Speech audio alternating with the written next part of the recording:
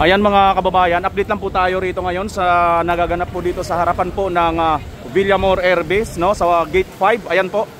Anyo pong nakikita, nakabarikada na po dito ang mga kapulisan ngayon mga kababayan. At ito pong ambulance ay nakikita po natin to.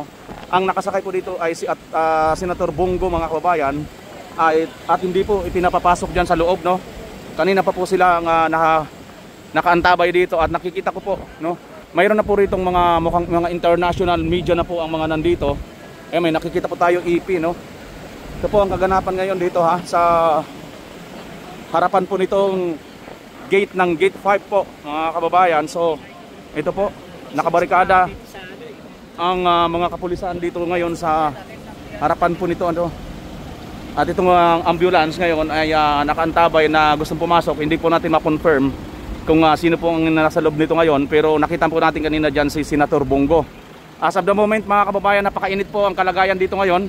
At ang atin pong mga kapulisan ay nakaantabay po sila dito, no. Nakabarikada po sila.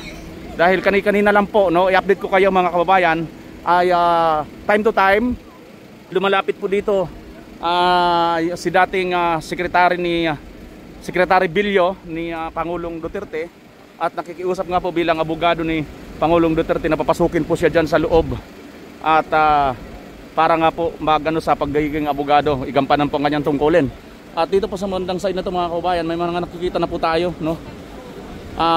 Sa tingin ko po mga international media po ang mga ano dito, at ang mga mainstream media po natin, ayan, andito rin po sila. So ito ang ganapan ngayon. At ayan, meron pa ako narinig ganito babasa. Andito si Attorney Vic Rodriguez mga kababayan. At si Attorney Torion. Ayan po sila. Ito po, live na live po ngayon nagaganap. Attorney Vic Rodriguez. Boss, may clearance na kami, dala ko yung notaryo publiko. Sinong head ninyo? Po? Si Attorney Torion at Attorney Vic. Buti tumama sa sinilas ko, boss. Attorney Torion, Attorney Ito ba ang Gate 5? Yes. Ito, Gate 5. Okay. May clearance na kami sa loob. May papirmahan na ako. Ito, dito na ako po eh. Sino yung officer? Right under Republic Act 7483. Attorney, baka mangyayari ulit ang KOJC, hindi kayo papapasukin. Oo nga eh.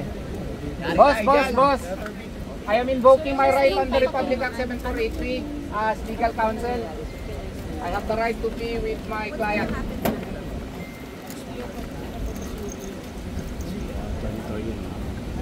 Sino bang head ninyo?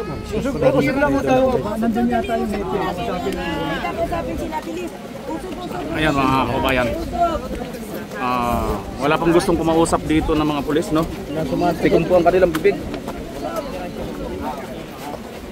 So Wala namang magpapirma na ako ng dokumento.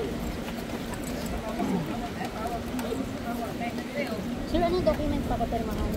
That is a matter that I cannot reveal to you yet. I hope you understand. Pero sir, nakita natin yung arrest warrant? Yes, I have. It was So, any statement? transmitted to me, but I have yet to get a hard copy of the same. Sir, nadalhin doon sa veterans sa Pangulo? Hindi ko nadaling That stick I do not know because I was not able to go inside. Ito, yan sila. Sila ito rin.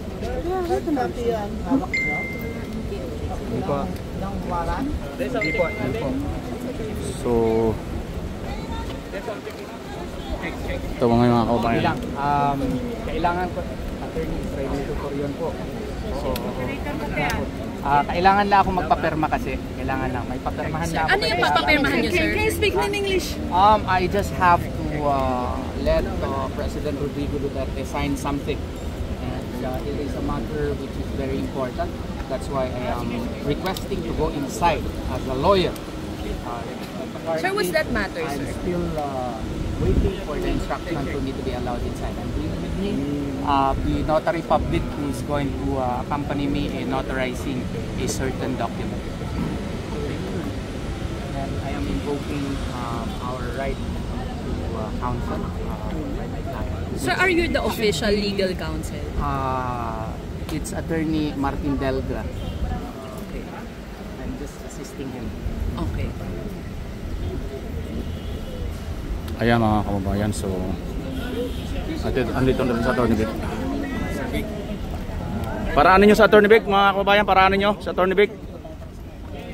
Ayaw makipag-usap ng director nila eh. Huwag kayo manunulak, may ipit dito sa likod ko. Madam, kapit lang kayo madam. Atras tayo para atras tayo, atras ha. Wala manunulak guys. Attorney, what are your next steps? Attorney, what are your next steps? Work, please. Okay. Can someone tell them na wag Yes, manulak? huwag kayo manulak po please. Kawawa rito mga babae nasa harapan.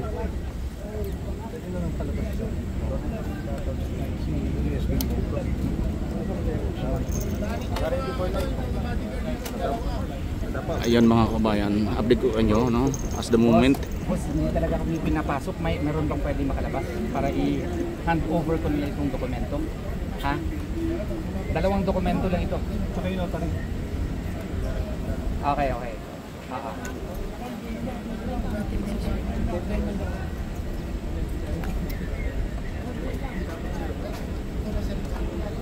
Okay, boss. Okay.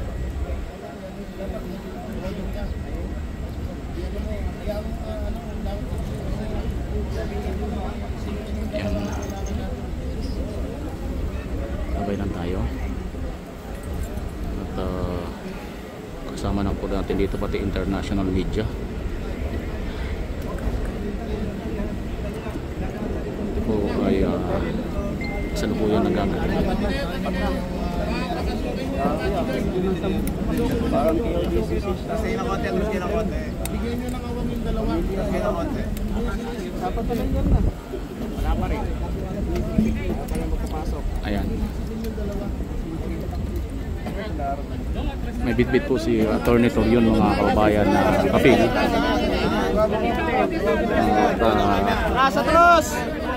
Hindi pa po sila pinapapasok. Antabay lang po tayo rito sa nagaganap ngayon. So live na live po rito sa Gate 5 ng Villamor Air Base, si Attorney Torion at saka si Attorney Vic Rodriguez. At mayroon po silang bitbit na dokumento. Kailangan daw po mapapirmahan kay Pangulong Duterte mga kababayan. So nakikiusap po sila rito sa kung sino po ang namumuno dito ngayon sa mga kapulisan na nakabarikada mga kababayan.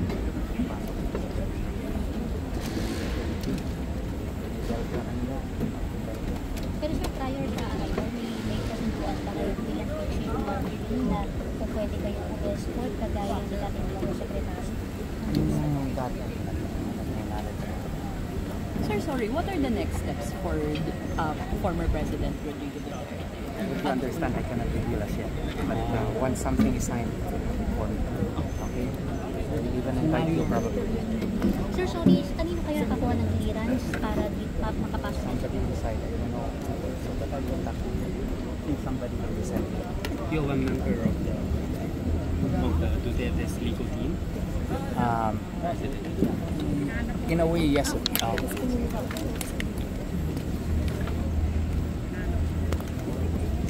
Ayan, mayroon po tayong mga international video mga kababayan na ito tayo nagtatanong. So mas nadadagdagan po, nagdadagdag po sila ng barikada rito ang ating mga kapulisan. May mga pumapasok po dito sa gitna nilang hanay, no? Mas nadadagdagan pa po ang mga pulisan dito at nandoon na po sila mga kababayan, hanggang doon na po. May kubuan. Dalawang dokumento, boss, sa what you call this, yung signature page Attorney Berla and then yung verification po. Ang gagawin na lang siguro natin anong tawag ito, video conference na lang tayo. Mas dumami mga kababayan comply with the notice law.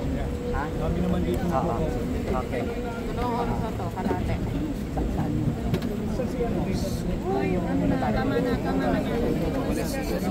Kaibigan, Ano ang ante dito tayo ngayon? nandito tayo, isa lang tayo. Yes, Martin. Sir Martin. Tama na. Dito na lang. Tayo,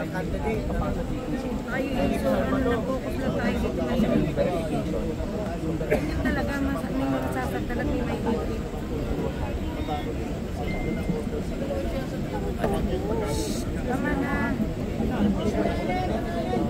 Ayan si Philip Salvador.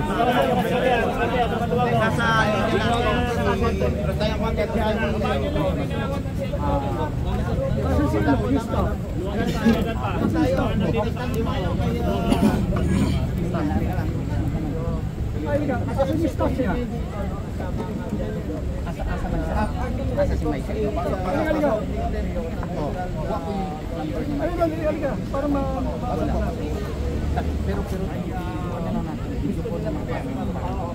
Ayun nga, kawawa, may tinatawag ko sa Atty. Vic. Yung permahan ng para makamply lang. Yes.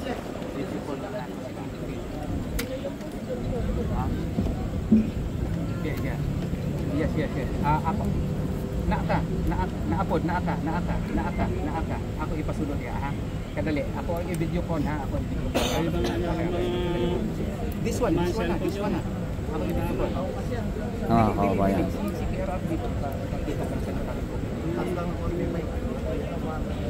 Okay ha?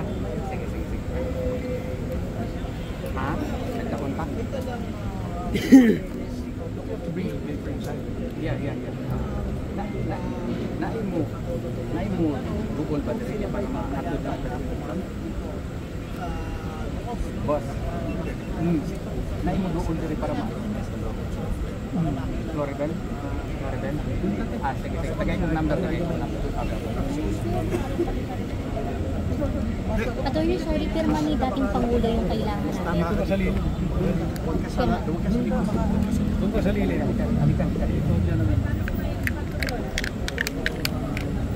Collapse ka sa init. Diyan ka natin. Steady ka na. Maipit ka rito.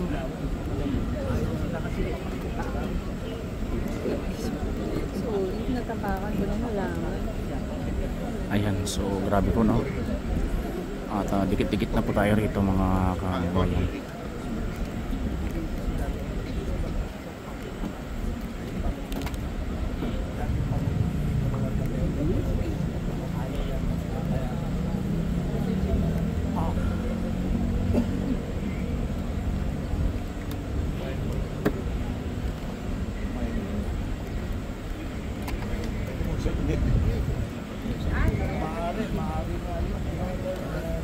Marapang yan dito.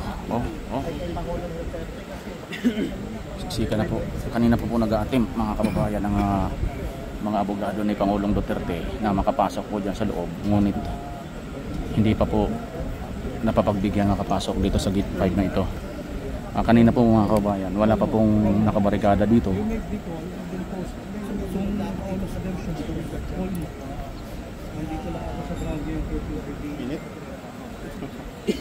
Ayan po.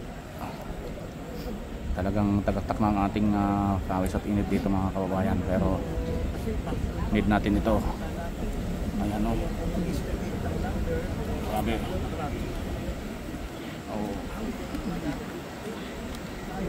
Dito na ako ng mga kulisan.